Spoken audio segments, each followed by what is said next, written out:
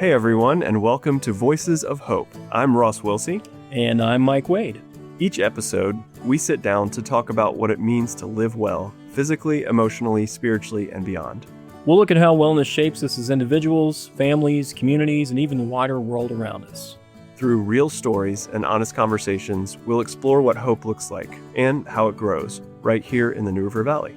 Thanks for joining us. This is Voices of Hope.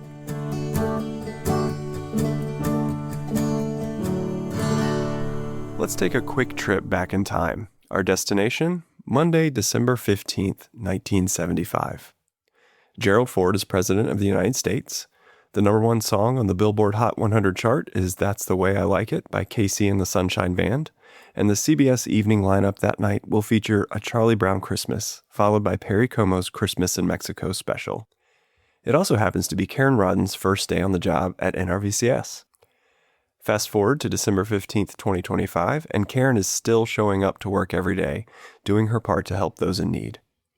Her amazing 50, yes, you heard that correctly, 50 years of service can only be overshadowed by the countless number of lives she has no doubt impacted in a positive way over the course of her career. So Karen, welcome to the Voices of Hope podcast. Thank you for having me. Well, we are super honored to have you. You are approaching a significant milestone, one that is pretty much unheard of these days, someone working for an organization for 50 years. So congratulations. Thank you. On that, first of all. Now, back when you began at the agency, would you have ever imagined that you would still be working here 50 years later? No, I would not. This was my first big girl, as you have it, job. Yep. With benefits. And I came to work under a grant called the CETA grant. Mm-hmm. And my starting salary was $4,100 a year. Wow. And what was your initial job with the agency? It was administrative assistant with the board office. Oh, okay. Okay. And then I wanted more excitement, so I moved down to a clinic secretary. Okay. And to give some perspective on your tenure here, I mean, you came in December of 1975. Mm-hmm. The agency at that point had only been around for about 6 years. Yeah, it was established in 1969. Yeah. So, wow. I mean, that's impressive. It is impressive. So Karen, why have you stayed so long with one organization? So what keeps you coming back day after day? I like that this agency is a helping agency. It's very gratifying when you've talked with someone and gotten their information and they thank you for being so helpful or providing them with resources that they can get additional help with. One time I had someone that I'd talked to, apparently I'd given them my name. And 6 months later, they called me back and said, I just want you to know you made a difference. Oh, wow. She said I'd given her resources about housing, and she had just gotten her own apartment 6 months later and wanted to call and let me know I did make a difference. Oh, that's so neat. Hard to beat that. Yeah. Something else I had was I like connecting people to resources. I have 4 3-ring binders that I have where I've accumulated resources, and I have them in the notebooks as well as plastered on my wall. I've even collected pamphlets one time when I was standing in line at a viewing at a funeral home. So anywhere I go, I pick up resources. Right. That's a good strategy. You've held a couple of different jobs with the agency over the years, but your current role has you hunkered down in what we commonly refer to around here as the phone room. For those who are listening that have no idea what we're talking about, can you tell us exactly what that is that you do in the phone room? Well, the phone room is the first point of contact with the agency, whether it be for seeking services on an outpatient basis, or it could be the emergency services piece. It could be people in crisis calling, or a family was calling about a family member in crisis. And then we also deal with law enforcement officers, hospitals, EMS, schools, other counseling agencies. In other words, anybody. Yeah, right. It could be just information and referral. So when those other outside organizations are calling, is that usually in an emergency situation, or is that sometimes just for more information, resources? Both. Yeah. Yeah. I had someone call wanting to know if we were able to get interpreters for people who were not English speaking. Gotcha. I'm sure you get all kinds of calls. We do. Or take all kinds of calls, yeah. And I assume that they don't always go well. Maybe that your job can be really stressful at times, right? Yes. Just given the nature of the calls you take. So is it stressful for you? How do you manage that? Well, it's especially stressful when we've got people calling in to get services, but also have the emergencies mixed in with those other calls. Sometimes you have to step away after you've had a call and kind of take a few minutes for yourself and kind of regroup. Yeah, I bet. So given that you've been on the job for half a century now, you've seen hundreds, literally hundreds of coworkers come and go. You've seen programs start, they've run their course, they've ended, and sometimes they've even come back. And I'm sure the span of technology, the advances in technology that you've witnessed over this time has been pretty mind-blowing. But what are the changes at the agency that stick out for you the most? Well, I have made many friends with coworkers and RAF volunteers, and I'm still in touch with those folks. It's fun to watch their successes along their way. The changes that are important to me are the expansion of more services, more outpatient therapists, more doctors, the expansion of emergency services, especially the crisis center. Right. That's the thing that helps me the most. That program has enabled us to see people when they're experiencing the crisis, not making an appointment several weeks down. It's right then when they need us the most. Right.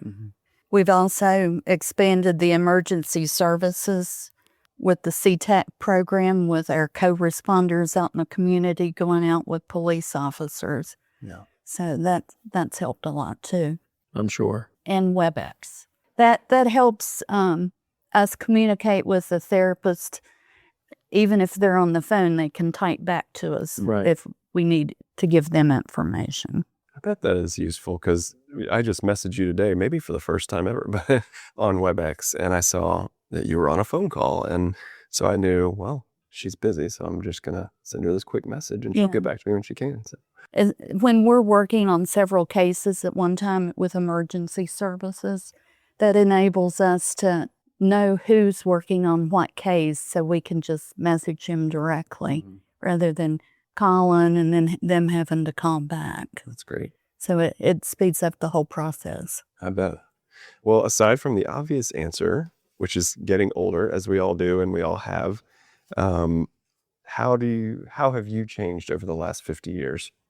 Well, I came here right out of college at Radford College, not Radford University. And since I've been here, I'm married while I was here. I had a daughter while I was here. And I've gotten older, but wiser. There you go. There you go. My favorite thing throughout my tenure here was typing the forensic evaluations that we no longer offer. But I learned so much from typing the forensic evaluations. Interesting. That's why I like Criminal Minds so much, the TV show. Do you think society these days, in general, is more understanding and supportive of behavioral health than we were back in the 1970s? Well, when I came to work here, we saw very few people under the age of 18. Really? It was mostly adults. Mm-hmm. And I don't think we were very well known in the community until the tragedy at Virginia Tech. And then since then, I feel like our calls have tripled in volume. Wow. Back in the 70s, the Raft hotline had cots at their location. And I have the manual from that. Oh, really? Wow. And they even provided the service of when people were having drug-induced trips, that they would go to the raft and be monitored by staff there. This is so neat. I feel like I need to be so careful with the... Some white gloves. Wow. We're looking at the actual manual. Yeah, that's when I first came. I was given that manual to review so I'd know about answering calls. Mm-hmm. Just going back to the changes that have happened over your 50 years with the agency, I'm just curious to get your take on the impact that social media has had on behavioral health, both good and bad. I think it's gotten us out there in the community more. Mm-hmm. And I think a lot of people didn't know that we existed. I've had people tell me that. And it's made us more prominent and a better referral source. Well, that's good to hear. Yeah. So do you think people are really that much different, thinking back historically?